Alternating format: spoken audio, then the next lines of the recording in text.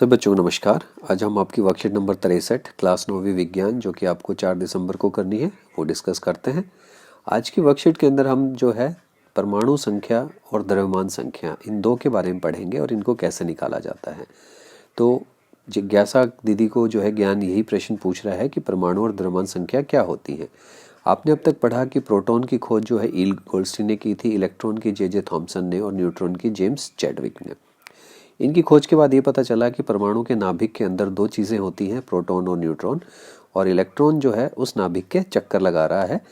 तो जो परमाणु के अंदर जो नाभिक में उपस्थित प्रोटॉनों की जो कुल संख्या होती है वो उसका परमाणु क्रमांक या परमाणु संख्या कहलाती है, जिसको कि हम जेड से दर्शाते हैं।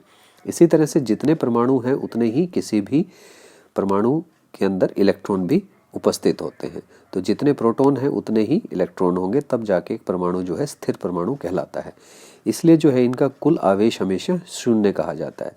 लेकिन जब कोई परमाणु इलेक्ट्रॉन लेता है या देता है तो वह संतुलित आवेशित हो जाएगा और आयन का निर्माण करता है, जिसकी वजह से उसके ऊपर जो है धनावेशित या ऋणावेशित आएंगे।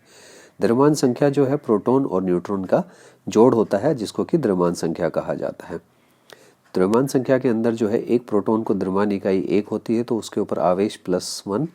न्यूट्रॉन के ऊपर जो है द्रव्यमान भी 1 इकाई होता है, आवेश 0 होता है। लेकिन इलेक्ट्रॉन के ऊपर जो द्रव्यमान नगण्य होता है, आवेश -1। न्यूट्रॉन और प्रोटॉन परमाणु के नाभिक में स्थिर होते हैं, इसलिए इसे न्यूक्लियॉन भी कहते हैं। परमाणु के नाभिक में उपस्थित प्रोटॉन और न्यूट्रॉन की कुल संख्या को द्रव्यमान संख्या कहा जाता है। तो हम P+N करेंगे तो उससे जो हमें मिलेगा उसको हम द्रव्यमान संख्या कहते हैं, जिसको कि ए लेटर से बताया जाता है।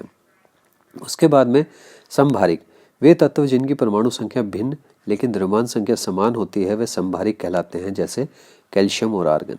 समभारिक मतलब जिनका भार एक जैसा है। तो हम कैल्शियम और आर्गन का उदाहरण लें, इनकी परमाणु संख्या अलग अलग है, एक की 18 एक के 20, लेकिन दोनों का भार बराबर है। तो जब किसी भी दो तत्वों का भार एक जैसा होगा तो उनको समभारिक कहा जाता है। तो इसके उदाहरण में कैल्शियम और आर्गन आप दिखा सकते हैं। समस्थानिक मतलब एक ही स्थान पे पाए जाने वाले, इसके अंदर जो है इनकी द्रव्यमान संख्या जो है भिन्न होगी लेकिन इनकी परमाणु संख्या एक होगी। तो इसका उदाहरण है क्लोरीन का।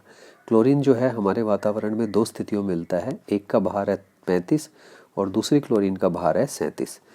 दोनों की परमाणु संख्या 17 है। इसी तरह से हाइड्रोजन 3 अवस्थाओं में मिलता है, प्रोटियम, ड्यूटेरियम और ट्रिटियम। तो ये सब जो हैं आपके समस्थानिक के, क्योंकि आपके पीरियोडिक टेबल के अंदर जो है सारणी के अंदर जो है ये एक ही स्थान पे मिलेंगे लेकिन इनका जो है भार अलग अलग है। तो ऐसे जिनका अलग अलग भार है उनका हम रेशियो निकाल लेते हैं। और जैसे कि क्लोरीन के केस में है कि क्लोरीन जो 35 है ये 75% हमारे वातावरण में मिलती है और 37 जो है 25%। तो इन दोनों का जब रेशियो निकालेंगे तो हमारा जो इनका भार आया 35.5, जो कि हम कोई भी हमें कैलकुलेशन करनी हो उसमें हम इस्तेमाल करते हैं। समस्थानिकों के उपयोग बहुत इंपॉर्टेंट है आपके। इसमें 3 तत्वों के उपयोग दे रखे हैं। आयोडीन का उपयोग घेंगा जो रोग होता है उसके इलाज के लिए किया जाता है। कोबाल्ट का उपयोग जो है कैंसर के इलाज के लिए, और यूरेनियम का उपयोग जो है ईंधन के रूप में किया जाता है नाभिकीय ऊर्जा यंत्रों के अंदर। तो ये आपको याद रखने हैं। पहला प्रश्न है, न्यूक्लियॉन किसे कहते हैं? न्यूट्रॉन और प्रोटॉन जो सब एटॉमिक कण हैं एक परमाणु के नाभिक में मौजूद होते हैं, इसलिए इन्हें न्यूक्लियॉन भी कहा जाता है। दूसरा, किन्हीं 3 समस्थानिकों के उपयोग, तो आयोडीन आइसोटोप का उपयोग गोइटर के उपचार में, घेंगा रोग, कोबाल्ट का कैंसर के उपचार में किया जाता है, और परमाणु रिएक्टरों में ईंधन के रूप में यूरेनियम के एक आइसोटोप का उपयोग किया जाता है। तीसरा, परमाणु संख्या और द्रव्यमान संख्या को परिभाषित करना है। तो एक परमाणु के नाभिक में मौजूद प्रोटॉन और न्यूट्रॉन की कुल संख्या के योग को उसका द्रव्यमान संख्या कहा जाता है, और किसी परमाणु के नाभिक में मौजूद प्रोटॉन की कुल संख्या को उसका परमाणु क्रमांक या परमाणु संख्या कहा जाता है। चौथा प्रश्न है, किसी तत्व में 6 इलेक्ट्रॉन, 6 प्रोटॉन, 6 न्यूट्रॉन है, उसके द्रव्यमान संख्या के लिए P+N करेंगे तो 12। इसमें आपने इसका SI मात्रक या SI मात्रक तो नहीं कहेंगे, इसकी जो यूनिट है वो U लिखी जाती है, यूनिफाइड मास। तो ये 12 U लिखना है आपने।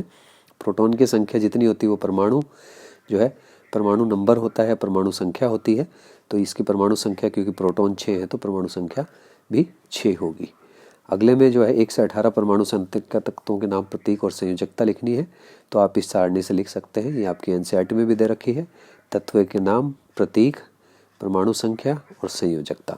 और बाकी आप देख सकते हो, ये आपको समझने में मदद करेगा कि किस तरह से हमने संयोजकता निकाली जो पिछली वर्कशीट में आपको समझाया गया था। तो उम्मीद करते हैं आपको वर्कशीट पसंद आएगी। देखने के लिए धन्यवाद। चैनल को सब्सक्राइब जरूर करें। Thank you.